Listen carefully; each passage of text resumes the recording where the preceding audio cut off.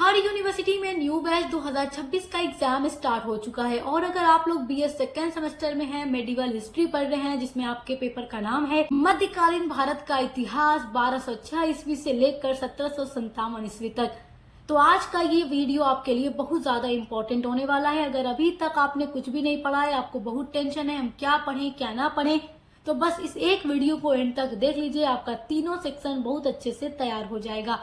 मैं आपको इस वीडियो में केवल 20 इंपॉर्टेंट क्वेश्चन बताने वाली हूँ जहां से आपका अति लघु, लघु और दीर्घ उत्तरीय प्रश्न आने वाला है।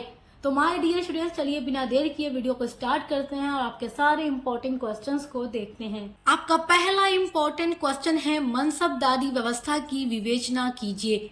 बहुत ही इंपॉर्टेंट क्वेश्चन है मेरे प्यारे बच्चों। आपके सिलेबस की जो 8 यूनिट्स हैं उन 8 यूनिट्स को हम पढ़ा चुके हैं और वहीं से पूरा आपका क्वेश्चन आने वाला है। तो 20 क्वेश्चन मैं आपको बता रही हूँ अति लघु, लघु और दीर्घ उत्तरीय प्रश्न के लिए, और सभी प्रश्न का उत्तर आपको मिल जाएगा हमारे ही चैनल पर मध्यकालीन इतिहास की प्लेलिस्ट में, और प्लेलिस्ट की लिंक मैं आपको दे दूंगी इसी वीडियो के डिस्क्रिप्शन बॉक्स में, ताकि आप अपने इंपॉर्टेंट क्वेश्चंस के आंसर को ढूंढने में परेशान न हो।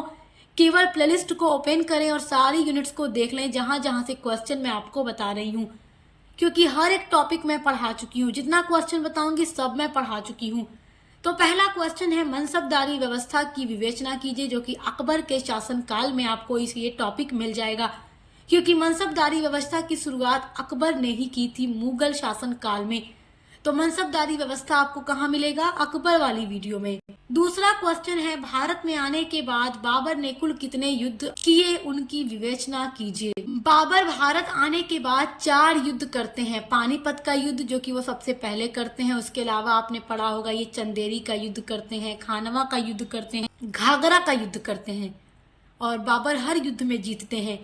तो 4 युद्ध किए, इसलिए कहा जाता है कि बाबर आया, खाना खाया, पानी पिया और घर चला गया। इस तरीके से इनके युद्ध को याद किया जाता है। पानीपत का युद्ध, चंदेरी का युद्ध, खानवा का युद्ध और घाघरा का युद्ध, सब मैं आपको डिटेल में पढ़ा चुकी हूँ।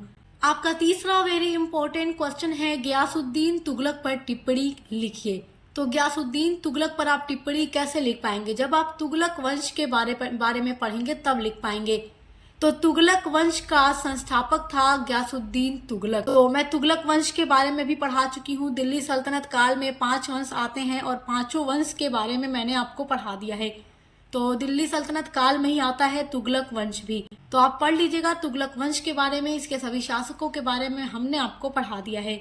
आपका चौथा वेरी मोस्ट इम्पोर्टेंट क्वेश्चन है, एग्जाम में जरूर पूछता है, लॉन्ग में पूछता है, जहांगीर के शासनकाल में नूरजहां का क्या प्रभाव पड़ा। देखिए नूरजहां बहुत ज्यादा खूबसूरत थी, इसलिए इनको जहांगीर ने नूरजहां की उपाधि दे दी, क्योंकि ये बेइंतहा खूबसूरत थी। तो जहांगीर के ऊपर नूरजहां की खूबसूरती का प्रभाव पड़ता है, और साथ ही साथ ये काफी ज्यादा जैसे इंटेलिजेंट लेडी थी तो उसका भी प्रभाव जहांगीर के ऊपर पड़ता है। तो जहांगीर के शासनकाल में नूरजहां का बहुत अधिक प्रभाव पड़ा था। सब कुछ मैं आपको पढ़ा चुकी हूँ, देख कर तैयार कर लीजिएगा। आपका 5वां वेरी इंपॉर्टेंट क्वेश्चन है सूफीवाद से आप क्या समझते हैं, इसके सिद्धांत बताइए। देखिए सूफीवाद जो है या जो भक्ति आंदोलन हुआ, दोनों के बारे में मैंने आपको पढ़ाया है। ये आपके सिलेबस का बहुत ही इम्पोर्टेंट टॉपिक है। सूफीवाद क्या है, सूफी संतों के बारे में आपको पढ़ाया है, भक्ति आंदोलन के बारे में आपको पढ़ाया है।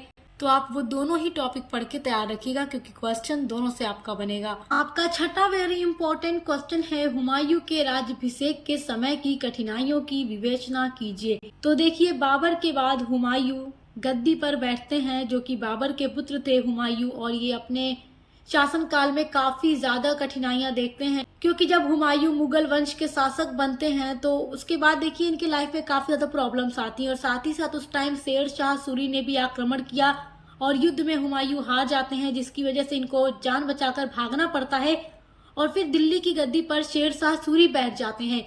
फिर जब शेर शाह सूरी की डेथ हो जाती है तो उनके जो भी उत्तराधिकारी थे वो शेर शाह सूरी के वंश को अच्छे से चला नहीं पाते, तो हुमायूं वापस आते हैं और उसके बाद दोबारा वो जीतते हैं और मुगल वंश के शासक वो बनते हैं। तो ये अपने शासनकाल में काफी ज्यादा प्रॉब्लम्स फेस करते हैं। तो मैं आपको पूरा पढ़ा चुकी हूँ। क्वेश्चन इंपॉर्टेंट है, इसलिए आप इसको तैयार रखिएगा। आपका 7वां वेरी इंपॉर्टेंट क्वेश्चन है अकबर का राजपूतों से संबंध पर प्रकाश डालिए। अकबर का शासनकाल वेरी इंपॉर्टेंट है आपके लिए। अकबर का राजपूतों के साथ क्या संबंध था, अकबर की मनसबदारी व्यवस्था के बारे में सब कुछ आपको पढ़ा दिया है, तो आप देख कर तैयार कर लीजिएगा। आपका 8वां वेरी इंपॉर्टेंट क्वेश्चन है, शेर शाह सूरी की प्रशासनिक व्यवस्था का उल्लेख कीजिए। जब आप शेर शाह सूरी के वंश के बारे में पढ़ेंगे तो उसी वीडियो में मैंने आपको शेर शाह सूरी की प्रशासनिक व्यवस्था के बारे में पढ़ा दिया है कि जब ये शासक बनते हैं तो इनके टाइम पर जो प्रशासनिक व्यवस्था थी वो किस तरीके की थी, सब हमने आपको डिटेल में पढ़ाया है। क्वेश्चन बहुत इंपॉर्टेंट है, पूरा 4 से 5 साल के पेपर को देखने के बाद, एनालाइज करने के बाद जो कुछ इंपॉर्टेंट है वो मैं आपको इस वीडियो में बता रही हूँ। और हर साल हम जो बताते हैं वहां से 100% क्वेश्चंस आते हैं और बच्चे हमारे यहाँ से पढ़ कर जाते हैं और पूरा नंबर अपने एग्जाम में लेकर के आते हैं, हर एक सब्जेक्ट में, हर एक सेमेस्टर में। तो आप लोग भी अच्छे से हमारे साथ जुड़कर पढ़ाई करते रहिए। जो हमने आपका महा मैराथन क्लास है BA सेकेंड सेमेस्टर हिस्ट्री का, वो हमने अपलोड कर दिया है, जिसमें हमने क्वेश्चन के साथ साथ आंसर को भी प्रोवाइड किया है। तो आप महा मैराथन क्लास भी जरूर देखिएगा चैनल पर विजिट करके। आपका 9वां वेरी इंपॉर्टेंट क्वेश्चन है, भारत पर महमूद गजनवी के आक्रमणों की विवेचना कीजिए। महमूद गजनवी के आक्रमण के बारे में आपको पढ़ लेना है। महमूद गजनवी का आक्रमण बहुत ही ज्यादा इंपॉर्टेंट है। महमूद गजनवी ने भारत पर 17 बार आक्रमण किया था और सारे आक्रमण के बारे में मैं आपको पढ़ा चुकी हूँ। आपका 10वां वेरी इंपॉर्टेंट क्वेश्चन है, शाहजहां के पुत्र में उत्तराधिकारी के लिए हुए युद्ध के कारणों एवं घटनाओं का वर्णन कीजिए। तो शाहजहां के जो पुत्र थे उनके बीच उत्तराधिकारी को लेकर काफी ज्यादा युद्ध हुआ था, जैसे दारा शिकोह है, औरंगजेब हैं, जो भी आपस में ये जो भाई थे वो लड़ते हैं उत्तराधिकारी के लिए, मतलब मुगल वंश का शासक बनने के लिए। तो औरंगजेब शासक बनते हैं अपने पिता शाहजहां के बाद। तो उत्तराधिकारी के लिए जो हुए युद्ध हैं उनको मैंने पढ़ा दिया है, कब हुआ, किस सन में हुआ, किनके मध्य हुआ, कौन जीता, सब मैंने डिटेल में आपको पढ़ा दिया है। तो आप देख कर तैयार कर लीजिएगा, क्वेश्चन बहुत ही ज्यादा इंपॉर्टेंट है। आपका 11वां वेरी इंपॉर्टेंट क्वेश्चन है, औरंगजेब की दक्षिण नीति के कारणों एवं परिणाम की विवेचना कीजिए। तो औरंगजेब के बारे में भी वीडियो अपलोड है, उनकी दक्षिण नीति के बारे में मैं आपको पढ़ा चुकी हूँ। 12वां वेरी इंपॉर्टेंट क्वेश्चन है, भक्ति आंदोलन क्या है। देखिए मैंने आपसे अभी कहा था ना, सूफी संत और भक्ति आंदोलन, यानी सूफीवाद और भक्ति आंदोलन दोनों से आपका प्रश्न बनेगा। तो भक्ति आंदोलन भी हमने आपको पढ़ा दिया है। भक्ति आंदोलन की शुरुआत कैसे हुई, क्वेश्चन बहुत ही ज्यादा इंपॉर्टेंट है, देखकर तैयार कर लीजिएगा। 13वां वेरी इंपॉर्टेंट क्वेश्चन है, मोहम्मद बिन तुगलक के द्वारा चलाए गए अभियान का उल्लेख कीजिए। मोहम्मद बिन तुगलक वंश के शासक थे और ये सबसे ज्यादा पढ़े लिखे शासक थे, यानी कि दिल्ली सल्तनत काल में 5 वंश आता है और दिल्ली सल्तनत काल के सबसे ज्यादा पढ़े लिखे शासक थे, इसलिए इनको विद्वान भी कहा जाता है।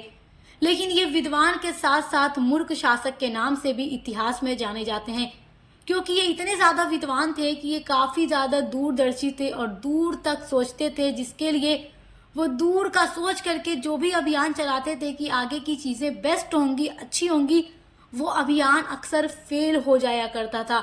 इनका कोई भी अभियान सफल नहीं होता था, जिस वजह से इनको दिल्ली सल्तनत काल के विद्वान शासक के साथ साथ मूर्ख शासक के नाम से भी जाना जाता है। तो जो भी इन्होंने अभियान चलाया सब मैं आपको पढ़ा चुकी हूँ, देख कर आप तैयार कर लीजिएगा। आपका 14वां वेरी मोस्ट इम्पॉर्टेंट क्वेश्चन है, जो कि हर साल एग्जाम में लॉन्ग क्वेश्चन में पूछता है, अलाउद्दीन खिलजी की बाजार नियंत्रण व्यवस्था। तो अलाउद्दीन खिलजी की बाजार नियंत्रण व्यवस्था बहुत अच्छी थी, तो आपसे ये क्वेश्चन जरूर पूछेगा। खिलजी वंश के बारे में पढ़िएगा, जिसमें आपको अलाउद्दीन खिलजी की बाजार व्यवस्था के बारे में पूरा मैंने आपको पढ़ा दिया है। क्वेश्चन आपका बहुत ज्यादा इंपॉर्टेंट है। आपका 15 वेरी इंपॉर्टेंट क्वेश्चन है, शाहजहां के शासनकाल को स्वर्णयुग काल क्यों कहा जाता है। जब आप पढ़ते हैं मुगल वंश को, जब आप मध्यकाल के इतिहास को पढ़ते हैं, तो शाहजहां के शासनकाल को आप जानते हैं स्वर्ण युग का काल, क्योंकि शाहजहां ने अपने शासनकाल में बहुत बड़ी बड़ी इमारतें बनवाई और ताजमहल तो विश्व प्रसिद्ध है, विश्व के 7 आश्चर्यों में से एक है ताजमहल, जिसको देखने के लिए दुनिया के हर एक कोने से आते हैं आगरा ताजमहल को देखने के लिए। तो इसलिए शाहजहां के शासनकाल को स्वर्ण युग का काल कहा जाता है। और उसके अलावा भी इन्होंने बहुत सारी इमारतें बनवाई, आप दिल्ली आगरा चले जाएं आपको बहुत सारी इमारतें मिलेंगी इनकी बनवाई हुई। और देखिए जैसे आप जब प्राचीन इतिहास को पढ़ते हैं तो आप देखते हैं कि गुप्त काल को प्राचीन भारत का स्वर्ण युग का काल कहा जाता है। बिल्कुल उसी तरीके से मध्यकाल में शाहजहां के शासनकाल को स्वर्ण युग का काल कहा जाता है। तो पूरा मैं आपको पढ़ा चुकी हूँ, आप पढ़ लीजिएगा। आपका 16वां वेरी इंपॉर्टेंट क्वेश्चन है, लोधी वंश पर प्रकाश डालिए। लोधी वंश दिल्ली सल्तनत काल का 5वां और अंतिम वंश था, जिसके बाद दिल्ली सल्तनत काल हमेशा के लिए समाप्त हो जाता है और बाबर के द्वारा मुगल वंश की शुरुआत की जाती है, मुगल वंश की नींव डाली जाती है। लोधी वंश के अंतिम शासक इब्राहिम लोधी थे, जो बाबर के साथ युद्ध करते हैं। तो बाबर और इब्राहिम लोधी के मध्य युद्ध होता है, पानीपत का पहला युद्ध, जिसमें इब्राहिम लोधी हार जाते हैं और लोधी वंश हमेशा के लिए समाप्त हो जाता है और बाबर मुगल वंश की नींव डालते हैं और वहीं से मुगल वंश की शुरुआत हो जाती है। तो पूरा मैंने आपको पढ़ा दिया है, आप लोधी वंश के बारे में पूरा पढ़ लीजिएगा। सब कुछ आपको हमारे चैनल पर नोट्स के साथ मिल जाएगा। आपका 17वां वेरी इंपॉर्टेंट क्वेश्चन है, महाराणा प्रताप पर संक्षिप्त टिप्पणी लिखिए। तो ये क्वेश्चन भी आपके लिए इम्पोर्टेंट है। आपका 18वां वेरी इंपॉर्टेंट क्वेश्चन है, शिवाजी के शासन व्यवस्था का वर्णन कीजिए। तो शिवाजी के बारे में भी मैं आपको पढ़ा चुकी हूँ, तो आप देख कर तैयार कर लीजिएगा। शिवाजी के टॉपिक पर पूरी डिटेल वीडियो हमारे चैनल पर अपलोड हो चुकी है। 19वां आपका इम्पोर्टेंट क्वेश्चन है, इल्तुतमिश की प्रारंभिक समस्याएं क्या थीं? उसने इनका समाधान किस प्रकार किया? तो इल्तुतमिश जो कि गुलाम वंश के शासक थे, गुलाम वंश के बारे में भी मैं आपको पढ़ा चुकी हूँ, जो कि दिल्ली सल्तनत काल का पहला वंश था, गुलाम वंश। तो उसके सभी शासकों के बारे में भी मैं आपको पढ़ा चुकी हूँ, आप देखकर तैयार कर लीजिएगा। आपका 20वां वेरी इंपॉर्टेंट क्वेश्चन है, शेर शाह सूरी द्वारा स्थापित शासन व्यवस्था का संक्षेप में वर्णन कीजिए। तो मेरे प्यारे स्टूडेंट्स, केवल ये 20 प्रश्न अगर आप लोग पढ़ लेते हैं तो आपका अति लघु, लघु, दीर्घ, उत्तरीय प्रश्न तीनों तैयार हो जाएगा और सभी का आंसर आपको डिस्क्रिप्शन बॉक्स में दी गई प्लेलिस्ट के लिंक में मिल जाएगा। देखकर अच्छे से पढ़ लीजिए। और हिस्ट्री के अलावा भी आपके बीए के हर एक सब्जेक्ट की क्लासेस चैनल पर हमारे चल रही हैं, लगातार वीडियोस अपलोड हो रही हैं, को करिकुलर की भी। तो देखकर हर एक सब्जेक्ट को अच्छे से पढ़ते रहिए, तैयारी करते रहिए। Best of luck. अब मिलते हैं अगली वीडियो के साथ।